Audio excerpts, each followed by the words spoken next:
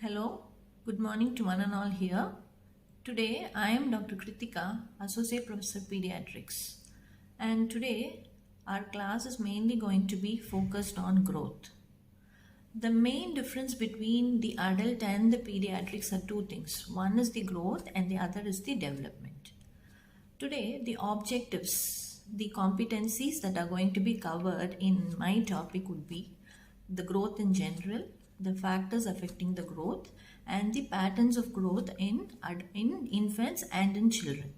Okay, now we shall proceed on to the topic as a whole. What is growth? The definition of growth indicates a net increase in the size or mass of tissues. It is largely attributed to the multiplication of cells and increase in the intracellular substance. Now, a little word about the development. This refers to the maturation of functions. It is related to the maturation and also the myelination of the nervous system. This is very important for acquisition of various skills for the optimal functioning of the individual. What are the factors affecting the growth and development? The fetal growth. As you can see, the fetal growth is influenced primarily by fetal and placental and maternal factors. Okay, fetal, placental and maternal factors. So what is the role of the genetic potential? You must all be aware that the parental traits are usually transmitted to the offsprings. Thus, for example, tall parents have tall children.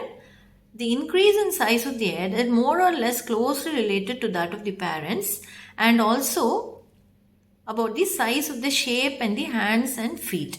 Similarly, structure of the chest, the fatty tissue has got better genetic association than other somatic characteristics. Does sex influence the growth? Yes. Boys are generally taller and heavier than girls at the time of birth. What about hormones?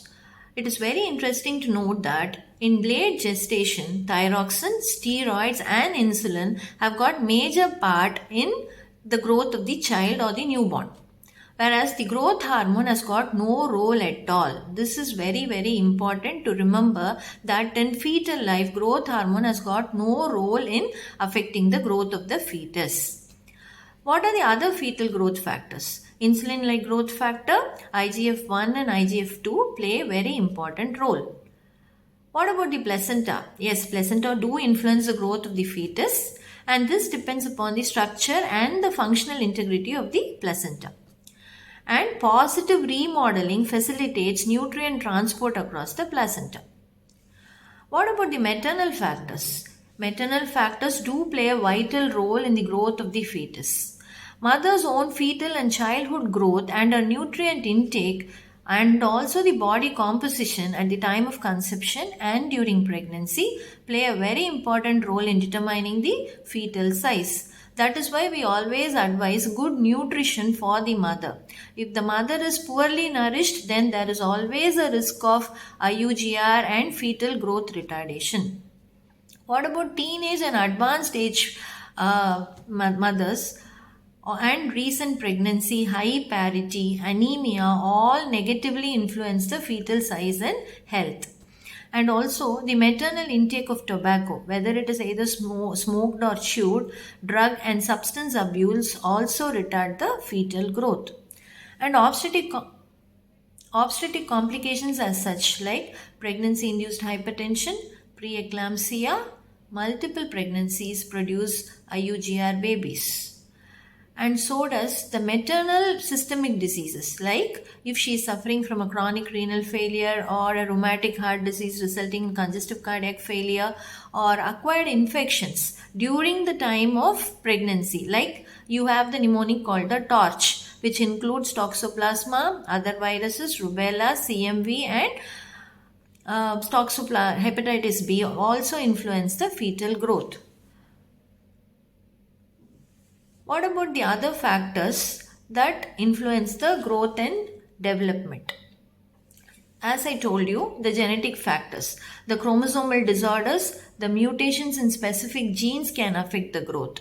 When you see a Down syndrome child, they are going to be very small at the time of birth. This is one of the example of a chromosomal disorder affecting the growth. What about the IUGR babies? IUGR babies has got a very important risk factor for the postnatal malnutrition and poor growth. If a baby is born IUGR, he is always at the risk of having a low weight in the postnatal age also. But you must all be aware of Barker's hypothesis, and these children have got an inherent risk of obesity at about 8-9 years of age because of the arousal of the obesity gene. And faulty complementary feeding practices also, like if the child is not being breastfed exclusively till 6 months, or if the complementary feeds are started too late, or improper dilution of the complementary feeds along with poor hygiene also increases the risk of underweight and stunting in the postnatal age and during the growing years. What about the hormone and influence?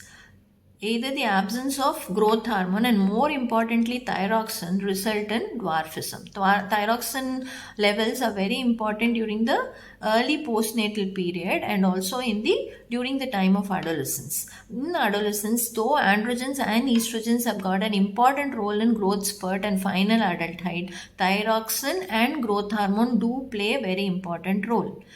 And sex, yes, pubertal growth spurt, as you all know, occurs very much earlier in girls. And nutrition, any child who is suffering from protein energy malnutrition, anemia, or vitamin deficiencies are growth retarded. That's why that we should always encourage good complementary feeding practices right from 6 months of age, and that should be well carried beyond. Calcium, micronutrient deficiencies like deficiencies in calcium, iron, zinc, iodine, vitamin A and D are closely related to the disorders of growth and development. Whereas nowadays we have a problem risk of obesity. Obesity has become a pandemic, and so we should also advise against overeating, which can lead to obesity that would accelerate the somatic growth at earlier years. And infections. If a child has got inherent immunodeficiency, it could be either primary or an acquired immunodeficiencies. It can result in persistent diarrhea or repeated respiratory tract infections, which can lead to growth impairment. And also parasitic infestations can also retard the growth. That's why advice on safe hygiene and safe water supply is always very important. And what about socio-economic factors? As you all know, that children from upper class or upper middle class have a good growth when compared to the child who is suffering in poverty. Okay, so poverty, hunger, undernutrition, infections are all correlated to one another. And climate, yes, play not a very important role, but the velocity of growth can alter in different seasons, which is usually higher in spring and very low in summer months. Emotional factors also play a very important role in growth and development of the child, especially the mental growth of the child. Children from broken homes or orphanages, they do not grow on par with other peer groups, and anxiety, insecurity, or lack of emotional support and love from the family prejudice alters the neurochemical regulation of growth hormone, which is an important psychosocial cause of growth retardation. What about cultural practices? Methods of child rearing. You call it as child rearing practices. There are certain bad child rearing practices which can cause an impairment of children growth, especially over dilution of the complementary feeds, or putting the child on some other milk other than breast milk during the first 6 months, or taboos like eating this fruit will make the child to get cough and cold or diarrhea, or introducing ragi can cause diarrhea. All these cultural factors can impair the growth of the child. And parental education is also important. A mother, both the parents, especially the mother's education status is very important for her to adopt appropriate health promoting behaviors. And as you all know, growth and development of a child is a continuous and orderly process. The fetus grows fast in the first half of gestation, and also the rate of the growth is very much high till the baby is born, especially during the late trimester and in the early postnatal period. The velocity of growth is very, very high. That's why you concentrate giving adequate nutrition to the mother, especially during the third trimester. And after that, the growth velocity is slower but very, very steady till mid childhood. A second phase of accelerated growth occurs especially at puberty. That's why we often emphasize on a good nutrition to adolescent children. What about growth pattern? Growth pattern of every individual is unique, but the order of growth is the same. The pattern is only different. The order is cephalocaudal and distal to proximal. What do you mean by this? During the fetal growth, growth of the head occurs before that of the neck, and the arms grow before the legs. Especially this is cephalocaudal. The head grows first and then the body. What about distal to proximal? Distal parts of the body, like the hands, increase in size before the upper arms. In postnatal life, the growth of the head slows down because after 5 years we don't expect a very much increase in the head circumference. As you all know that 80% of the brain growths occur within 2 years of age and 90% within 5 years, and almost at 12 years it is 99%. Okay, that is why the postnatal life, the growth of the head slows down and limbs continue to grow rapidly. What about the brain growth? Brain enlarges rapidly during the later months of fetal life and early months of postnatal life.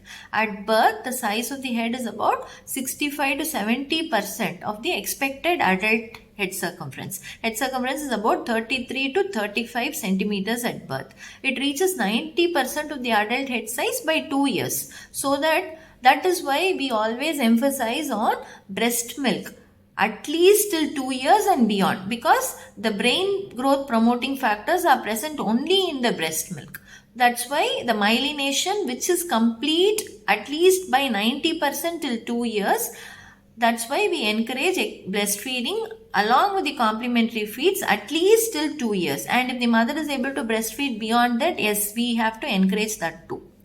How about the gonadal growth? Gonadal growth is very, very dormant during childhood, but becomes conspicuous only during the prepubescence. That is, in girls, the gonadal growth spurt occurs at about 8 years of age, whereas in boys it occurs at about 10 to 12 years of age, and it picks up after the puberty. And what about the lymphoid growth? Lymphoid tissues, as you all know, is very important to fight infections. The growth of the lymphoid tissue is most notable during the mid-childhood. A sign of the accelerated lymphoid growth is usually found during the age of 4 and 8 years. Suppose if you happen to have a child, a 5-year-old child, to open the mouth, you can all see a conspicuous tonsils. It doesn't mean the child has got tonsillitis, okay? This is a normal lymphoid growth that you expect for every child between 4 and 8 years, okay?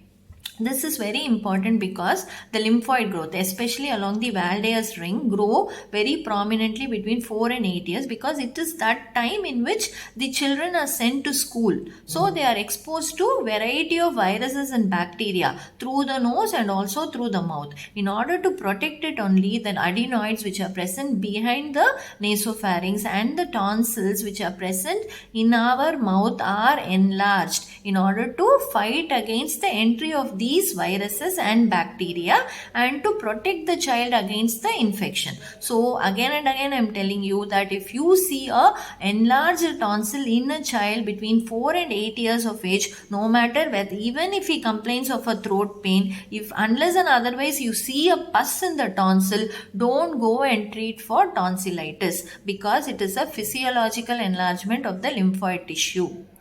And what about the skeletal growth? Skeletal growth is a continuous process and it is steady until the pubertal growth spurt. But after that it accelerates and then it slows down continuously till adulthood. This is the growth curve. All that I have explained so far is given in this diagram. When you could see this, you can see a general growth always follows a sigmoid curve. It is first rapid till 2 years and then reaches a little bit of plateau and once again it picks up after 11 years. Okay. What about the brain? Brain growth, you can see it is the highest point it is at 2 years of age and after that it plateaus. What about the lymphoid growth? You can see a spurt in the lymphoid growth occurs at about 4 to 8 years of age. And the reproductive organ growth, you can see it picks up. The peak is at 10 years of age. So, after going through the entire topic, I think you must all be clear about the definition of growth and also development, the factors influencing the growth and development, and the patterns of growth and development in infants and children. I think this topic would have been very useful for the undergraduates as such. Thank you.